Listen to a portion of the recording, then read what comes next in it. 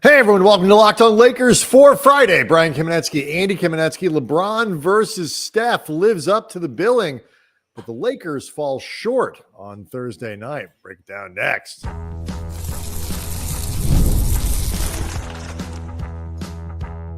You are Locked On Lakers, your daily Los Angeles Lakers podcast, part of the Locked On Podcast Network, your team every day. Thanks to everybody for making Locked On Lakers first listen of every day, Monday through Friday, no matter how or where you get your podcasts. This one's always free. Excuse me, never behind a paywall. Locked On Lakers on YouTube is where over 34,000 subscribers to the YouTube channel are all hanging out.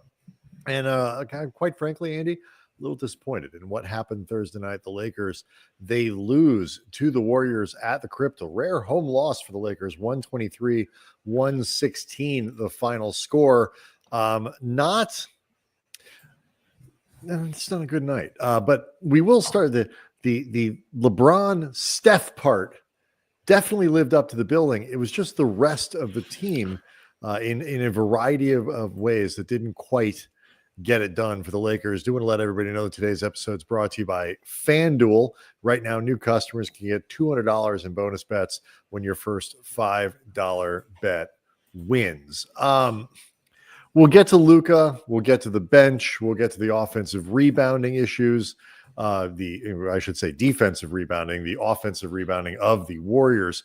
All of these things that ultimately hurt the Lakers here. It is worth noting, though, Andy, we talked about it, hoping Wednesday, for Thursday's show, we'd get a classic LeBron versus Steph.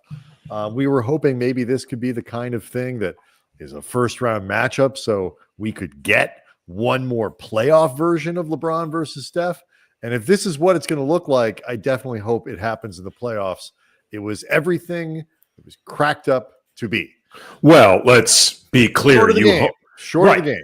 I was going to say, it was everything it was cracked up to be, and you hope this would be the playoff matchup, assuming the Lakers end up winning 4 of 7. But as far as the entertainment value, I just want to accentuate the positive before we get to the negative. Right, but it's just important to point out that is part of the thing that you are wishing for, because simply having fun over 7 games, 4 to 7 games while the Lakers lose, that's not what our audience is here for. That is not how they define entertainment. That is correct. As far as the LeBron v. Steph of it all, which, as you said, did live up to the hype. Steph had 37, LeBron had 33. There was a moment, I don't know if you caught this or not, but with about 2 minutes left in the game, Steph hit a 3, and then LeBron answered with a 3. It pulled the Lakers within 7, 114-107 with 151 left. And, this is a point where the Lakers are still in trouble for this game, still need to make up a lot of ground. But LeBron could not help himself but smile, because I just think he recognized, goddamn, this is fun. Mm-hmm. We need this game. I want this win. Obviously, the entertainment value that LeBron gets from a game pales by comparison to his desire to win said game.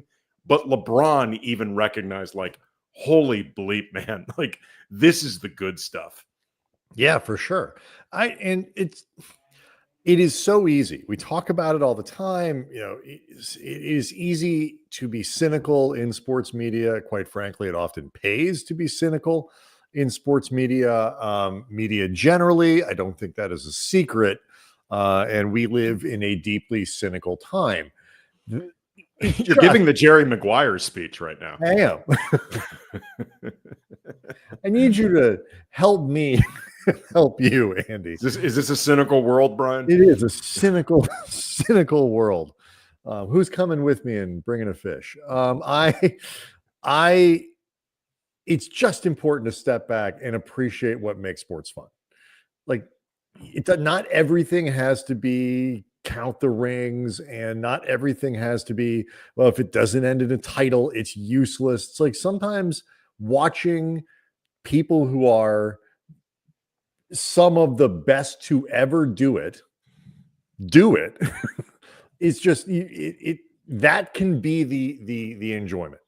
And I realize we're going to spend 23 of our 30 minutes talking about what was wrong about this game and what was disturbing about it and what the Lakers did wrong and why JJ Redick, quite frankly, seemed as irritated and annoyed after this game as he has with any loss over the course of the season. Actually, yes, he did. Except for that other one where you're clearly disgusted. But we'll get to all that. I just wanted to get that was a fun basketball game part of it out of the way, and I apologize if that makes me soft or an apologist or whatever. Sometimes I just like watching incredible athletes do stuff that nobody else can do. Now, again, we talked before about how LeBron, I guarantee, is cognizant of the idea of this has been my biggest rival in a 22-year career. This is the guy that I have faced the most with the most stakes on the line. Like, this is the guy that has been my contemporary. Like, all of it, I relish it. I appreciate it. And I think in that moment, again, he recognized this was awesome. Yep. But you are correct. There is an awful lot that, on one hand, you could say that despite a lot not going well for the Lakers, they managed to keep themselves in this game. And, we'll get into some of the details, but you could say if, this ended up a series, you trust Luka to get it going better in the playoffs where he has a great track record than, say, Brandon Pajemski to go off for 22 and a half. Like, Jonathan Luka, Kuminga to get an 18 on 7 of 12. Right. A lot. But there were things that went wrong for the Lakers in this game that have been recurrent at times for the Lakers when things do not go well. And while you may still believe in Luka and the overall track record, which you should, this was a rough game for Luka. As JJ said, and by the way, we should note the final lines for Steph and LeBron: 37 for Steph, 10 and 21 from the fourth, 13 of 14 from the free throw line. LeBron finished 10 of 15 from the floor, 33 points, 5 rebounds, 9 assists, a steal, and a block. He and Austin Reeves, at least in the fourth quarter version of Austin Reeves, LeBron was the reason the Lakers were tight in this game, at least in spitting distance throughout. Luka was not good. As JJ said after the game, asked about Luka, it was like a question with 3 or 4 different parts. Talked a little bit about the offense, shot not falling, and defensively they were switching on. They seemed to be hunting for him, and all these other things kind of set up this tableau of a question. Redick's response was, it wasn't his night. Very short, very curt, very annoyed, I think. And I don't know if there was something that Luka was or wasn't doing specifically that annoyed JJ, but it was he blew through that question with a very short, didn't gloss it over, didn't, we trust Luka. He didn't play well. And that's true. I mean, I think there was a part of JJ that did not want to give a quote that would enter the locker room. Everybody has to get talked about. It leads First Take and Sports Center and yada, yada, yada. Big mouths like us having to address it, all that sort of stuff. I also think that, quite frankly, in terms of what LeBron didn't do tonight, there was an awful lot that, I believe I lost Brian for a second. There was an awful lot that Luka just didn't do on both sides of the ball. Luka was struggling to get his offense going, and in struggling to get the offense going, he was, I think, forcing some shots. And then in the meantime, defensively, he was often getting targeted. There were times where I thought he got caught ball watching and left the defense vulnerable for off-ball cutting, stuff like that. It was just a night where, he got a tech arguing. He got a tech arguing a 3-point foul against Steph that was a foul.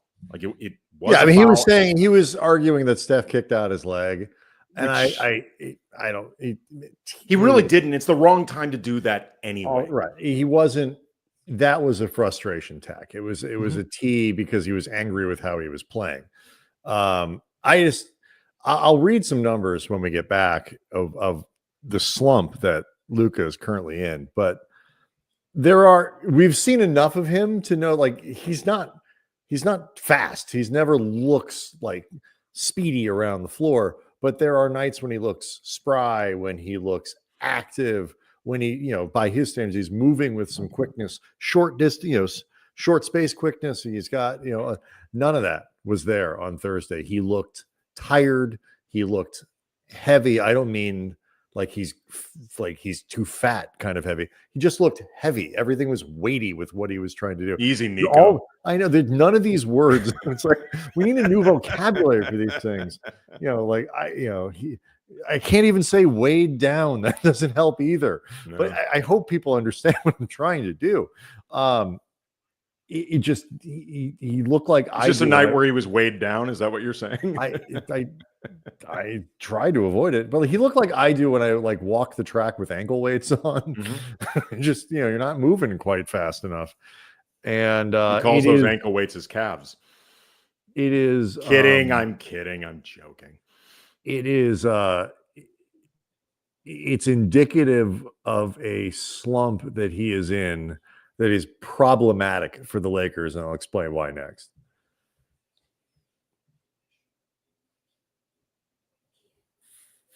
Locked On Lakers is brought to you by 5-Hour Energy Drink. Daylight savings sneaks up on us, and sometimes you're feeling like that the lost hour of sleep that you're missing really is hitting you. 5-Hour Energy has your back. The extra sunshine means more time for fun, but sometimes you need a little boost to power through. Luka could have used a 5-Hour Energy drink tonight.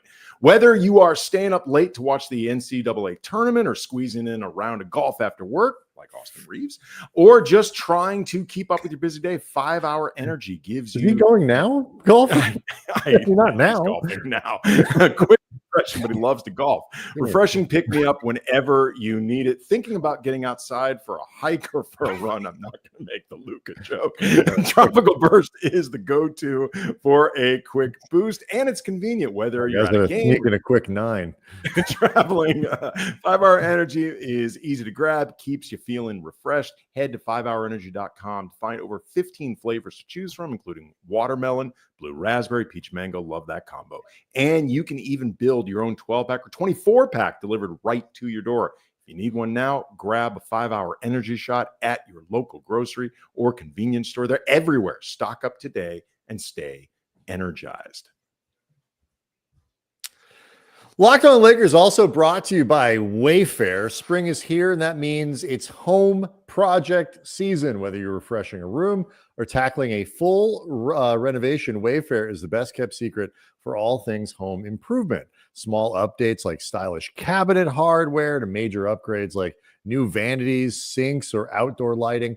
WayFair has quality products for every budget. You'd be amazed, Andy, what a couple handles in your kitchen will do, little new hardware, a couple fixtures, little stuff like that. We did our patio with WayFair. We got some patio furniture from WayFair outside. I'd invite you all over to see it, but that's just sort of weird. But it's good stuff. And then the little details that can really make a room look brand new. They have top brands too, like GE and Moen at great prices. Shipping and shopping, both seamless. You find exactly what you need to fit your space and style. WayFair makes home improvement easy. Get started now at wayfair.com. That's WAYFAIR.com. WayFair, every style, every home.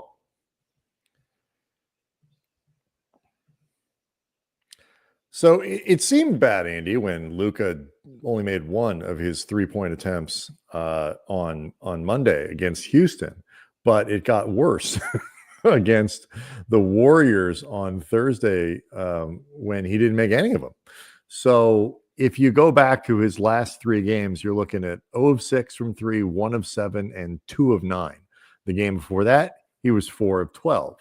So 33%, 22%, 14%, 0%. This was Luka's first game without a made 3 since 2023. Like, it's been 2 years since he's gone a game where he was 0 for behind the arc. And it is kind of the finishing touch in terms of what you're talking about with that slump from behind the arc that he's dealing with right now. And so if you look since we'll pick it up in mid-March. The game against Phoenix, 8 of 20 there, 40%. 5 of 20 against San Antonio, 25%. The one game there have been 2 games since in that stretch where he's been over 50% from the floor. He was 10 of 18 against the Bulls.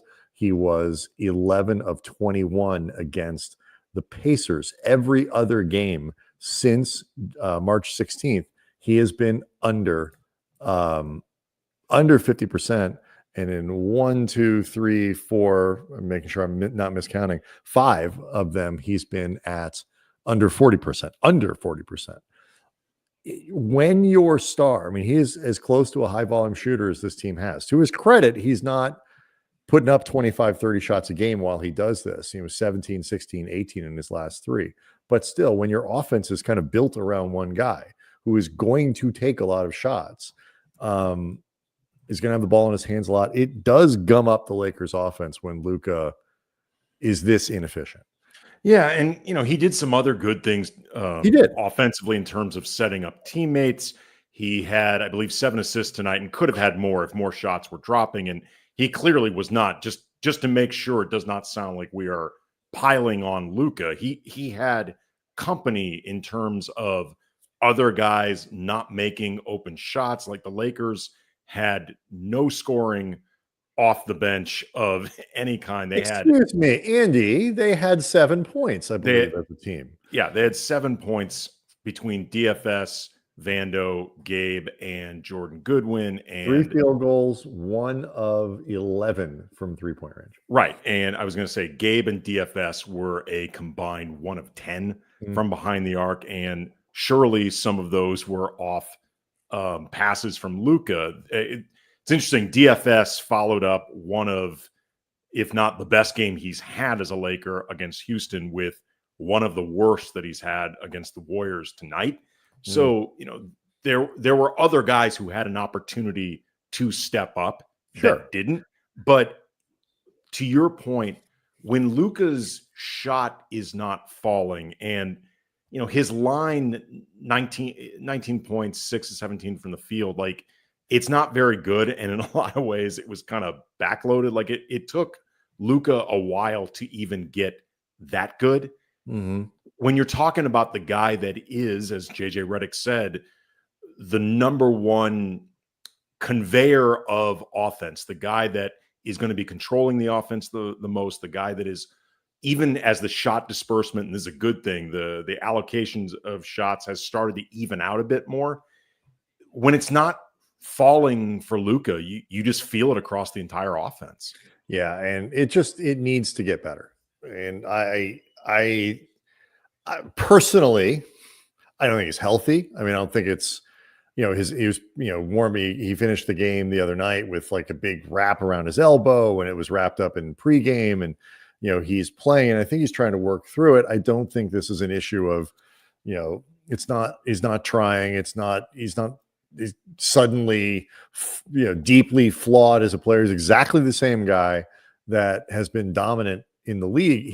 I just don't think he's healthy. And so it's making it a challenge for him to kind of respond to this heavy schedule that the Lakers have had. It's one of the reasons I really am disappointed they weren't able to win this game, because it makes it harder to sit everybody Friday night against the Pelicans. And like, that's a game you ought to be able to win, whether Luka plays, doesn't play, with a LeBron who, by the way, left the floor in the first quarter with what looked at the time like it was going to be a really bad ankle injury or foot injury or something, and quickly ended up back on the floor and didn't seem any worse for wear.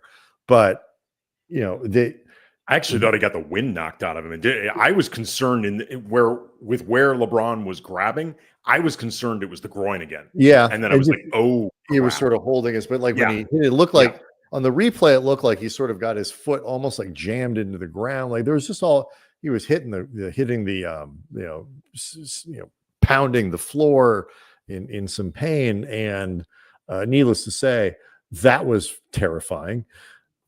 But you now kind of need, if people can play Friday night, they kind of got to play, because you can't risk losing that game with 2 games against Oklahoma City, followed by Dallas, followed by Houston.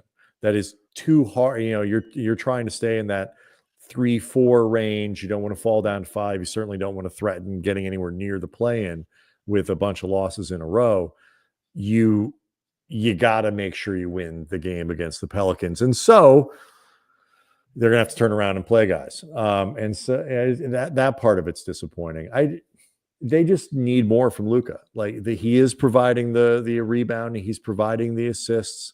He is tilting the floor. He's doing all that kind of stuff. He's special even when he's slumping. They need the slump to end. Yeah, and coming up too, I want to make sure we shout out a couple other guys who did play well, because on a night where the Lakers ultimately disappointed and did not get enough to get over the hump, there were a couple other guys that played well and deserve mention. I also want to get into one other thing that maybe above any individual performance on either side from either team, I think did the Lakers in. So we'll get into that coming up next.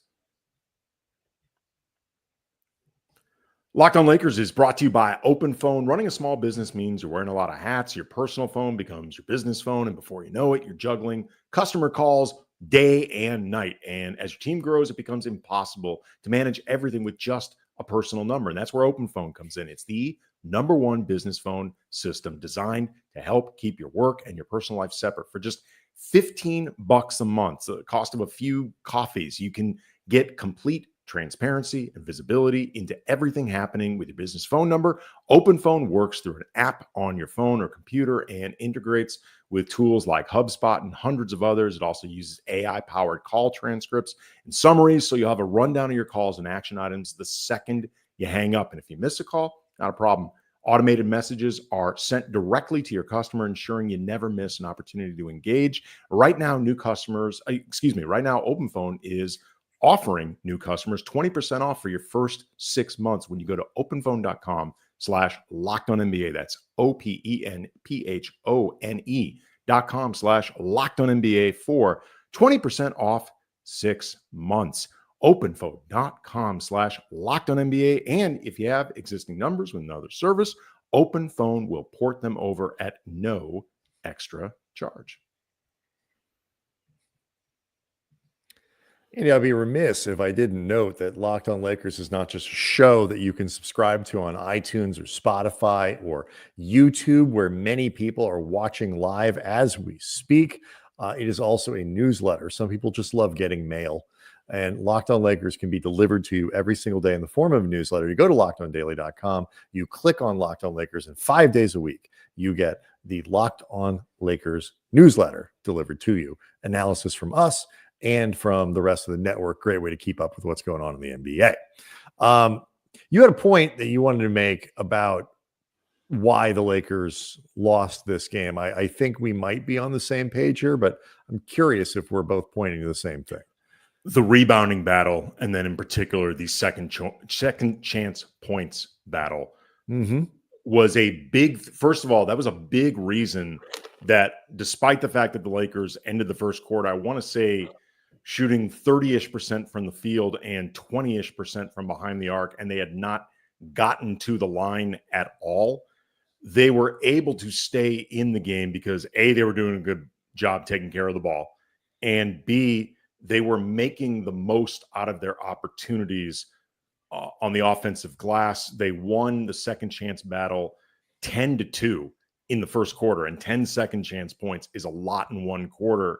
And it felt like the Lakers, best case scenario, building towards a way that they were eventually going to dominate Golden State. B, just the formula to stay in it until everything else clicked. From the second through the fourth quarter, Golden State outscored them on second chance points 21-5. Like, you cannot allow that against a team that their offense is clicking more than yours anyway. And their defense is clicking more than yours anyway. And they won the rebounding battle 13-12 in the first quarter. And from there, they were out rebounded 34-26. Again, the battle of the boards, and in particular, keeping Golden State off their own offensive glass. And then if they get the offensive rebound, preventing a score, that was a massive factor in this game. You know, as badly as the Lakers played, if they had done a better job there, they might have been able to pull this thing out despite all the other issues. Well, and also too, when you're constantly unable to clear your own glass, it ruins any opportunity to get out on the run. Like the Lakers were bogged down in the half court all the time. Like, you know, it is not new. A lot of teams that can go full red, as JJ Redick likes to say, just switching everything. Teams that do that are giving the Lakers a lot of trouble because they can't create the type of mismatches. Which JJ said afterwards as well. Yeah, they got to fix it, and this is stuff that's happening. It screws up some of the ways that they want to attack, and so they were struggling in the half court with what the Warriors were doing, especially in the first half. And so if you can't rebound, then you don't even have any opportunities to get out and run. You can't try to, you know, get Golden State on their heels. And look, the Warriors have been, I think they have the third best record in the NBA since they made the Jimmy Butler trade. You know, the defense has gotten way better. The offense has gotten considerably better because they're getting the free throw line a lot more than they were before. And you can't rob yourself of opportunities by not being able to rebound. Lakers had a great rebounding game against the Rockets on Monday, and they just could not get it done. And I mean, Golden State is a good team, and Draymond was doing some stuff defensively that he's just been doing for years at this point that screws stuff up, and it makes them a real challenge. And, you know, Pajemski was fantastic, and Kuminga hurt them. And, you know, but if you can rebound, you mitigate a lot of that damage. And I agree with you. They would have had a chance to win had they been able to control the glass. There's fewer second chance points there for Golden State. They're one and done more often. And I think it would have led to 6 to 8 points for the Lakers just being able to get out in transition, which they could never do. It's also disconcerting, maybe too strong, because I don't want to read too much into a one game sample size, but against a team like Golden State that is not considerably bigger than them, to lose that particular battle, that's concerning. If nothing else, it speaks to things that need to be addressed as a team that, you know, regardless of how much Jackson Hayes does or does not play in the playoffs, and, you know, his minutes have started to drop of late. Teams are very clearly trying to scheme him out of the easy lob points.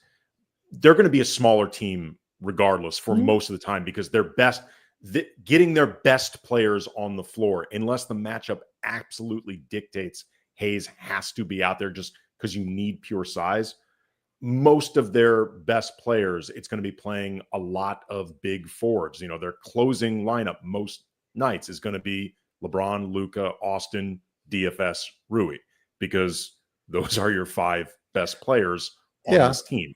So, or, you know, maybe a little bit of Vando mixed in there, maybe Gabe in certain matchups, but Hayes as a closer and, you know, somebody who's going to gobble up a lot of minutes, that's not likely to happen a ton. So they have to figure out ways to make sure they don't get beat on the glass that way. I think they've often done a very good job with that. Tonight was not one of those nights. Yeah, but it's like there's different ways that teams rebound. You're right. Golden State's not a huge team. You know, they don't play, you know, Quentin Post is their biggest guy, and he's not a rebounding player. He's not a big physical guy. He's a 3-point shooter. But, you know, they're an excellent rebounding team, and they rebound with activity and athleticism and things like that. I actually think to some degree that's harder for the Lakers to defend against than just big guys. Like, they have a pretty good scheme to figure out how to body up and defend large people because you got strong players. Rui's strong. LeBron is strong. Like they've got, Luka's an excellent rebounder, obviously. They can do that stuff. It's more, I think, the athletic teams, the teams with a lot of movement and motion, or as I like to call it, motion. Those are the teams I think that give them a little bit more trouble. And again, it's not like Golden State did something out of character. They're top 5 rebounding team in the league, but the Lakers are gonna have to do better. Right. I mentioned in terms of it being disconcerting against a smaller team, not because I think this is out of character for Golden State, but more just because when rebounding comes up as a concern, if nothing else from a lot of Laker fans that we hear from, it's often with the idea of they're not a big enough team. They don't have a center that they trust other than Hayes. So naturally they're going to get beat on the boards. And tonight was an example of the Lakers can get beat that way against a team that pound for pound isn't considerably bigger than them. That's my only point. And I understand what you're saying. And you're not wrong. It's just, I think to some degree that the size part of it is an easy thing for, kind of just look at it and be like, oh, small team, you're not supposed to be, they shouldn't be out rebounding you, when, it's really kind of a matchup question. And we'll see what happens over the weekend. You see the matchup against Oklahoma City, who have both size and athleticism, and we'll see how the Lakers are able to defend against that. And they didn't shoot the ball well. They came out in the second half, and as Redick said, as bad as they were in the first half with 47 points, he said, look, we scored 69 points in the second half against the same defense. I still don't think they were very good. And a lot of that, they just finally started hitting shots late in the fourth quarter. Austin Reeves had 20 of his points were in the fourth quarter, which matters and it's important, but it just goes to show how stuck in the mud they were for 3 quarters that, that he ends up with 31 and it's that backloaded. And, Luka didn't get going to the extent he got going at all. It didn't happen until for about 4 minutes after he got the tee. He hit a shot. He got to the line a couple times. It looked like he was going to get going, and then it kind of fell back again. The offense still has these moments where it doesn't flow effectively, and it tends to be against physical teams, athletic teams that are very switchy and are able to kind of gum up what the Lakers are trying to do. That's been basically the through line for teams that have hurt the Lakers, post Luka. Well, I mean, we saw this against the Rockets as far as another athletic team that can be very switchable. The difference is the Rockets have a far more troubling and problematic offense than the Lakers, particularly in crunch time. Like they have nobody that you really feel comfortable running anything through as a go-to guy, but it's conceptually the same thing. And the Lakers, relied on huge nights from DFS and Gabe, who were dared to make shots, and to their credit, they each scored 20 points off the bench, but that is going to be a formula. I want to make sure also to shout out Rui, who was very good in this game. 24 points, 9 of 15 from the field, 3 of 6 from behind the arc, 6 rebounds, 3 assists.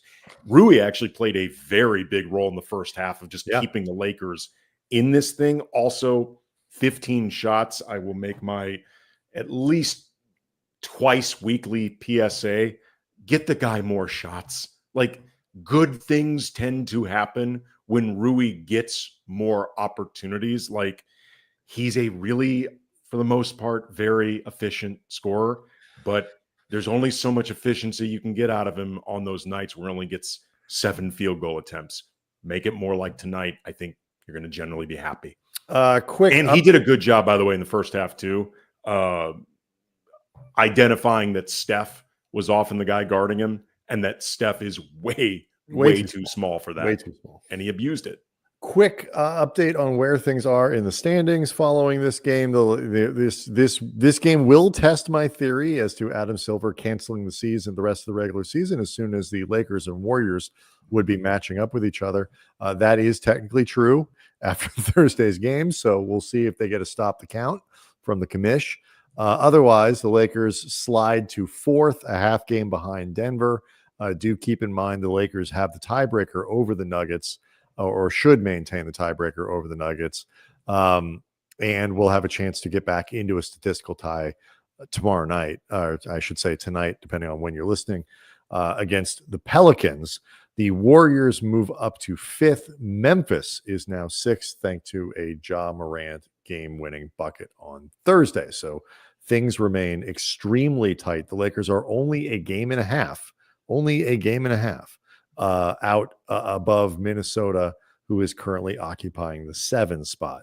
So 2 games separating Denver at 3 and Minnesota at 7. It's pretty crazy out there. Locked On Lakers on YouTube, so we can go hang out with over 34,000 subscribers, all of whom will be pulling for a Lakers victory, a must-win game against the Pelicans Friday night. We'll see everyone after the game.